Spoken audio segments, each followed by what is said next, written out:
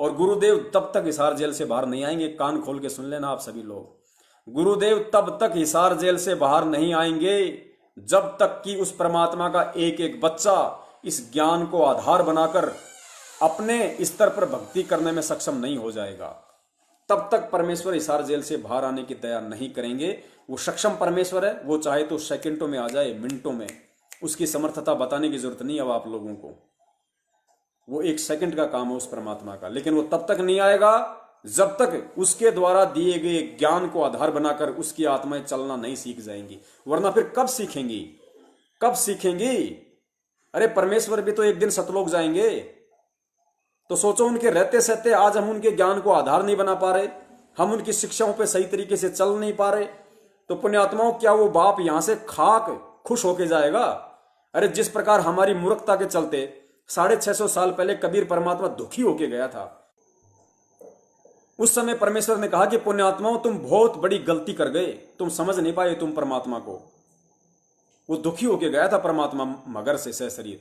तो क्या आप चाहते हो कि आज भी आपका बाप दुखी होके जाए और फिर हम गधे कुत्ते यहीं बनते रहें?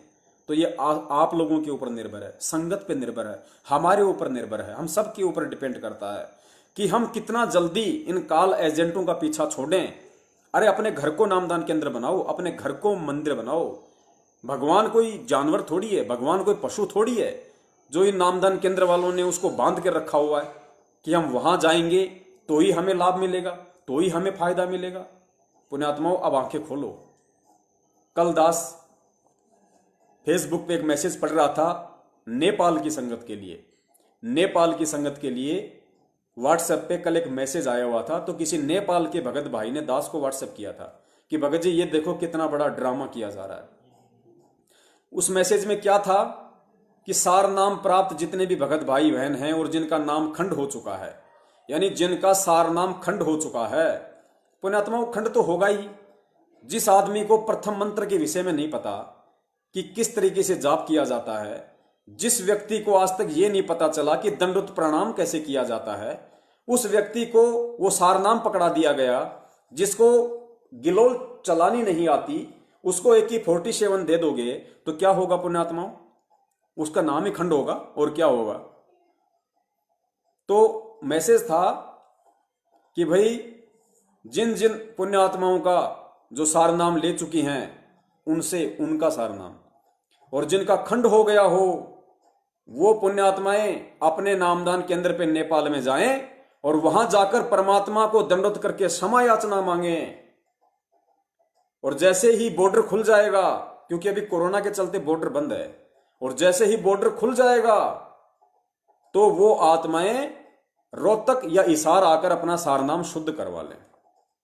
कितना मूर्खता से भरा हुआ मैसेज, और कितना मंद बुद्धि होगा वो भगत जो उस मैसेज पे यकीन करेगा और उन फर्जी नामदान केंद्रों पे जाएगा। क्या कहा कि जिसका सारनाम खंड हो गया हो वो पुण्यात्माएं नामदान केंद्र पे जाके गुरुजी से दंडवत करके क्षमा याचना कर ले। अरे गुरुजी केवल नामदान केंद्र पे ही है क्या?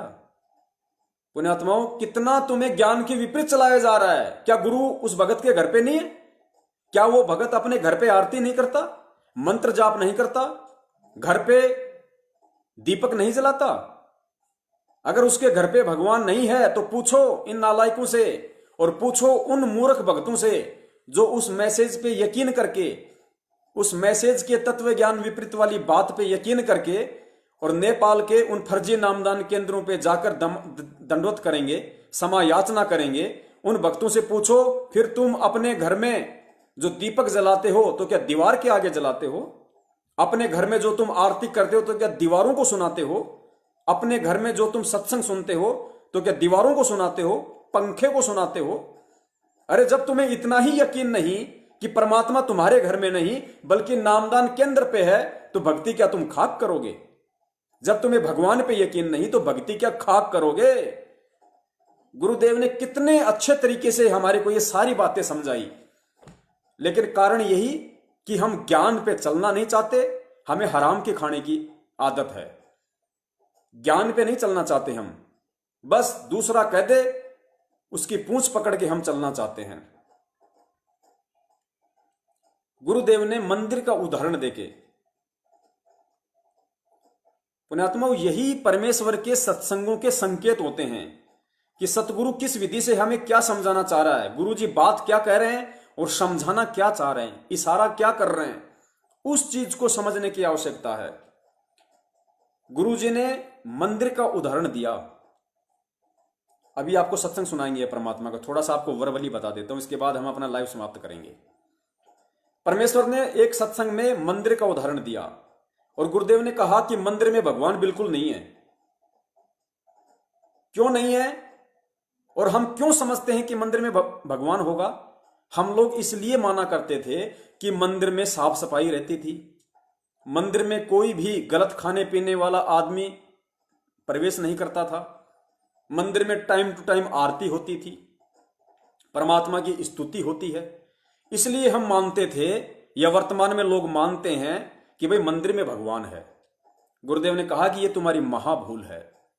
यदि वही सारी विधि अगर तुम अपने घर में अपना लो, तुम परमेश्वर से जुड़ जाओ और जुड़ने के बाद तुम अपने घर में परमात्मा का दरबार लगाओ, जहां परमात्मा का दरबार है वहां साफ सफाई रखो, वहां पे किसी भी खाने पीने वाले आदमी को प्रवेश मत करने दो, भगवान तुम्हारे घर में है।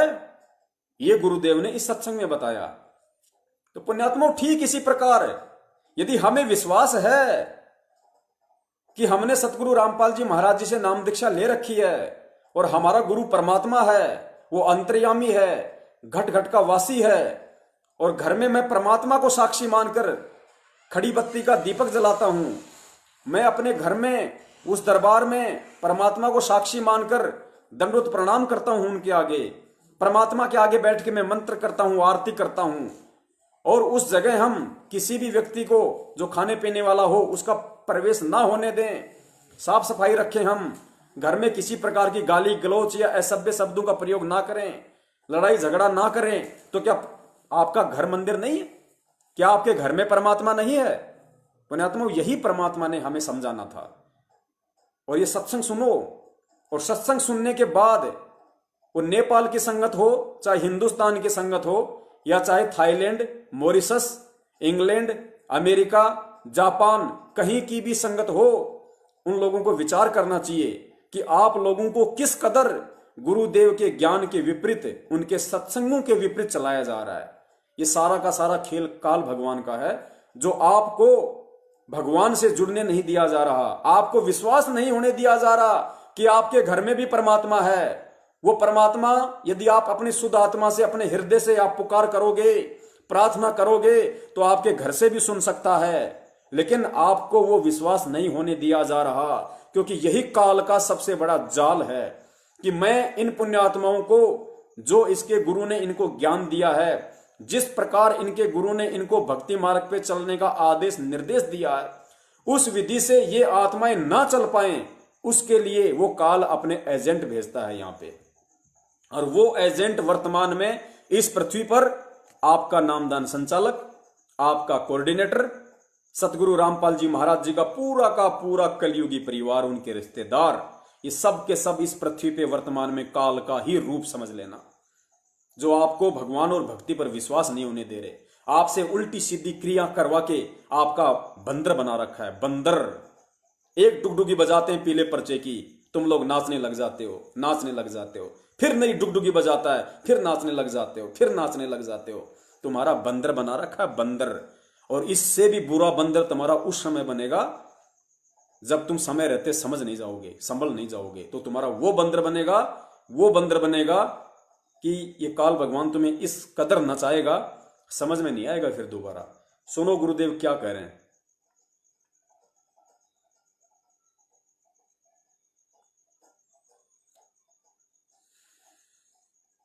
अब संत आते हैं जब तो कोई पूछता कोई ना, और मेरे पाछा मंडी बनाओगे उड़ा देखियो कि गुरु जी क्या कह रहे हैं कि जब संत आता है जब तो कोई पूजता नहीं, कोई मानता नहीं, और फिर गुरु जी कहते हैं कि मेरे मरने के बाद में मेरी मंडी बनाएंगे, फिर मेरी मंडी पे पूजेंगे, मेरा मंदिर बनाएंगे। इन एक एक शब्द को ध्यान से सुनो। परमात्मा का कोई भी सत्संग नया पुराना नहीं होता, क्योंकि परमेश्वर का एक ही ज्ञान होता है, परमेश्वर का एक ही विधान होता है। चाहे परमात्मा ने 1994 में सत्संगों में कोई बात कही हो, चाहे आज कह रहे हो, वो एक एक वचन परमात्मा का हीरा मोती है, दोगलापन नहीं मिलेगा। सुनो क्या कह रहे हैं परमात्मा कि संत होता है जब संत आता है तब तो कोई पूजता को ना, और मेरे मरे बाद में फिर मेरी मंडी बनाएंगे। और फिर मंदिर वाली बात को उदाहरण देके परमात्मा क्या समझाना चाह रहे हैं कि नामदान केंद्र अपने घर को बनाओ, ज्योति पाठ का संकल्प अपने घर से करो, परमात्मा को पांचों यज्ञ अपने घर पे करो। कल आपको विस्तार से बताएंगे। फिर अब संत आते हैं जब तक को पूजता को ना, और मेरे पाछा मंडी बनाओगे उड़ा, देखिए कितना मेला भरा करेगा, बिना बुलाए आया करेंगे उड़ा, फिर कुछ को ना होता, सिर्फ वह बांस कह दंड होगी, वो भी सिर्फ वहीं पर घर पर, कोई लाभ नहीं से। अब ये बीमारी नहीं हटती हमारे हृदय से, ये हटाए बिना बेड़ा पार नहीं हो सकता। राम का नाम ले, क्या भगवान घर में कोई नहीं हो सकता? अगर मंदिर में सुनना, गुरुदेव कहते हैं क्या भगवान घर में नहीं हो सकता? अगर मंदिर में भगवान हो सकता तो आपके घर में भी हो सकता है। अगर नामदान केंद्र पे भगवान हो सकता है, जो नेपाल में संगत को भ्रमित किया जा रहा है कि यहां आके दंडत करो, गुरुदेव कहते हैं कि मंदिर में भगवान है तो आपके घर में भी हो सकता है। लेकिन आपकी नालायकी है, आपको भगवान अपने घर में प्रकट करने की विधि का नहीं पता। क्योंकि जब तक आपके अंदर विश्वास नहीं होगा तब तक चाहे पूरी दुनिया में चक्कर काटते रहना, भगवान कहीं नहीं है। फिर राम का नाम ले, क्या भगवान घर में कोई नहीं हो सकता? अगर मंदिर में भगवान आ सका है, अगर वो शुद्धता आप घर में रखो, क्या वहां को नहीं आवा? वो मंदिर में क्या शुद्धता होती है? बीड़ी शराब पीने वाला अंदर नहीं जाना चाहिए। एक मकान, एक कमरे में अपना मंदिर बनाओ, भगवान की मूर्ति रखो, जोत लगाओ, उसमें अशुद्ध आदमी प्रवेश ना हो, परमात्मा वहां भी आओगा। एक मंदिर बनाओ अपने घर पे, परमात्मा की मूर्ति लगाओ, फोटो लगाओ, अशुद्ध व्यक्ति को प्रवेश मत होने दो, परमात्मा वहां भी आएगा। पुण्यात्मा, कितना बड़ा रहस्य सतगुरु रामपाल जी महाराज जी ने इस सत्संग में दिया है। अगर कोई समझने वाला होगा तो समझ जाएगा। जिंदगी में नामदान केंद्रों की तरफ झांक के भी नहीं देखेगा वो व्यक्ति, और शुक्र मनाएगा उस परमात्मा की कि परमात्मा आपने कैसे अपने कुत्तों को निमित्त बनाया ये वीडियो बनाने के लिए, जो हमारी आंखें खुल गई। भगवान आ सका है, वो शुद्धता बांस कह दंड होगी, वो भी सिर्फ वहीं पर घर पर, कोई लाभ नहीं से। अब ये बीमारी नहीं हटती हमारे हृदय से, ये हटाए बिना बेड़ा पार नहीं हो सकता। राम का नाम ले, क्या भगवान घर में कोई नहीं हो सकता? अगर मंदिर में भगवान आ सका है, अगर वो शुद्धता आप घर में रखो, क्या वहां को नहीं आवा? वो मंदिर में क्या शुद्धता होती है? बीड़ी शराब पीने वाला अंदर नहीं जाना चाहिए। एक मकान, एक कमरे में अपना मंदिर बनाओ, भगवान की मूर्ति रखो, जोत लगाओ, उसमें अशुद्ध आदमी प्रवेश ना हो, परमात्मा वहां भी आओगा।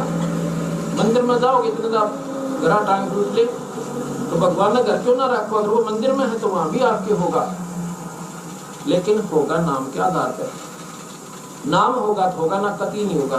चाहे घर में जोत लाइयो, चाहे बाहर लाइयो, नाम से स्वरूप होता है। नाम एक बीज है, और बीज बोया तो उसकी सिंचाई हुई तो उसके फिर फल लगे, पत्ते भी लगे, डाली भी काम आई, पत्ते भी काम आए, फल भी काम आए, छाया भी होगी, सर्व सुख होंगे। इस पूर्ण परमात्मा के बीज थे, सतपुरुष के सत नाम थे। पुण्यात्मा, इससे बड़ा और क्या एग्जाम्पल दे सतगुरु? अब और क्या बताना बाकी रह गया कि भगवान केवल नामदान केंद्रों पे नहीं है, और वहां तो है ही नहीं, वहां तो कोई शुद्धता है ही नहीं। अरे भक्ति मार्ग में शरीर की शुद्धता नहीं देखी जाती, भक्ति मार्ग में विचारों की शुद्धता देखी जाती है, आत्मा की शुद्धता देखी जाती है। ये सूक्ष्म भक्ति मार्ग है पुण्यात्मा, सूक्ष्म मार्ग है। गुरुदेव कहते हैं नहाए धोए क्या होए जो मन का मैल न जाए, और मीन सदा जल में रहे पर तन की बास न जाए। तो पुण्यात्माओं, इस भक्ति मार्ग में शरीर की शुद्धता नहीं देखी जाती, यहाँ पे आत्मा और मन की शुद्धता देखी जाती है।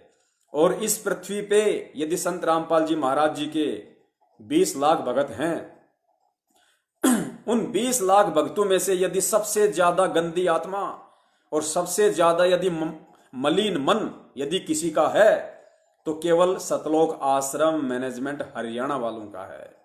क्योंकि राजनीति तत्व ज्ञान लेने के बाद ये करते हैं, आरक्षणबाजियां तत्व ज्ञान लेने के बाद ये करते हैं, गुंडों की सीबीआई जांच तत्व ज्ञान लेने के बाद ये करते हैं, तरह तरह के सामाजिक धर्मों को समर्थन अपने स्वार्थ के लिए तत्व ज्ञान लेने के बाद ये करते हैं, भक्तों को मां बहन की गालियां तत्व ज्ञान लेने के बाद ये करते हैं, भक्तों को लठों से पिटना लठों से पिटाई तत्व ज्ञान लेने के बाद ये करते हैं। किसी भगत को कोई शंका हो और इनसे 2 मिनट कोई बात पूछ ले तो नाम खंड का भय उसको तत्व ज्ञान लेने के बाद ये दिखाते हैं, ये उसको डराते हैं। तो क्या बात कर रहा है, क्या बैकी बैकी बात कर रहा है? अरे सवाल पूछना कोई बैकी बैकी बात है क्या? सवाल पूछेगा नहीं क्या? फिर तुम मुख्यमंत्री बन के क्यों बैठे हो? ये हराम के टूक तुम संगत के दान पे तोड़ रहे हो, किस लिए तोड़ रहे हो भाई? तुम्ही से पूछेंगे, तुम्ही से। और वो समय अब दूर नहीं है जब परमेश्वर की संगत का बच्चा बच्चा जिनको 6 साल से तुम लोगों ने लूटा है, इशार की तारीखों पे भेज भेज के उनका समय, पैसा और उनके घुटने तुम लोगों ने तोड़ डाले। अब वो समय दूर नहीं है जब परमेश्वर की प्रत्येक आत्मा, बच्चा बच्चा तुम्हारे से 1-1 रुपए का हिसाब मांगेगा। अब कोई नहीं डरने वाला इन नकली ऑडियो से, इन फर्जी पीले पर्चों से। अब परमेश्वर के बच्चे तत्व ज्ञान आधार पे चलेंगे, क्योंकि अब वो समय आ गया परमेश्वर का। बच्चा बच्चा जानेगा तुम्हारी सच्चाई, तुम्हारे पाखंड को। और सब जब तक गुरुजी हिसार जेल से नहीं आ जाते, चाहे लगो 10 साल, चाहे लगो 15 साल, चाहे लगो 1 महीना, जब तक गुरुदेव हिसार जेल से नहीं आ जाएंगे, ये पुण्य आत्माएं, ये मेरे भगत भाई बहन इस ज्ञान आधार से इतने मजबूत हो जाएंगे, इतने दृढ़ हो जाएंगे कि तुम लोगों को हराम के टूक तोड़ने के लिए एक नया पैसा भी नहीं देंगे, एक नया पैसा भी। क्योंकि परमेश्वर दया करेंगे अपने कुत्ते को निमित्त बना के। और तब तक हर शनिवार, हर संडे को लाइव, और दिन में परमात्मा के बच्चों के जितने भी फोन आएंगे, उन फोन कॉल्स में, उस बातचीत में तत्व ज्ञान आधारित बातचीत होंगी। और उन बातचीत का वीडियो बना बना के इतने छोड़ दिए जाएंगे फेसबुक पे, व्हाट्सएप पे, ट्विटर पे, इंस्टाग्राम पे, कि इन वीडियो की बाढ़ सी आ जाएगी, बाढ़ सी। आज परमेश्वर अपने 2-4 बच्चों को निमित्त बना रहे हैं, कल को बच्चा बच्चा निमित्त बनेगा। हर भगत भाई अपने मोबाइल में यूट्यूब चैनल पे एक नया चैनल बनाएगा, यूट्यूब पर एक चैनल बनाएगा। चैनल का नाम रखेगा शंका समाधान, केवल शंका समाधान। और इतने वीडियो बनेंगे, फेसबुक पे डलेंगे, लाइव चलेंगे। परमेश्वर का बच्चा बच्चा, चाहे देश का हो चाहे विदेश का हो, इस तत्व ज्ञान आधार से इतना दृढ़ हो जाएगा, इतना सक्षम हो जाएगा, इतना विद्वान और इतना ज्ञानवान हो जाएगा कि स्वयं तुम काल भगवान के एजेंट तो क्या, यदि तुम्हारा वो बाप काल भी इस पृथ्वी पे आके हमें धोखा देना चाहे, तो परमेश्वर के बच्चे 2 टूक जवाब देंगे, भैया अपना रास्ता नापो। परमेश्वर ने बता रखा हमें क्या करना और क्या नहीं करना, कैसे हमें 5 यज्ञ करनी है, किसको हमने दान देना है, किसको हमने ज्योति पाठ का संकल्प करना है, और कैसे हमने दंडवत करना है, कैसे हमने मंत्र करने हैं, कैसे हमारी रहनी करनी होनी चाहिए, और कौन इस पृथ्वी पे कबीर के रूप में प्रकट है। हमें ज्यादा ज्ञान देने की आवश्यकता नहीं है। हाथ जोड़ते हैं आधिनी के साथ, आप अपने रास्ते चलिए, हम अपने रास्ते चल रहे हैं। बंदी छोड़ सतगुरु रामपाल जी महाराज की जय हो। सत साहिब बोलो, सतगुरुदेव की जय हो।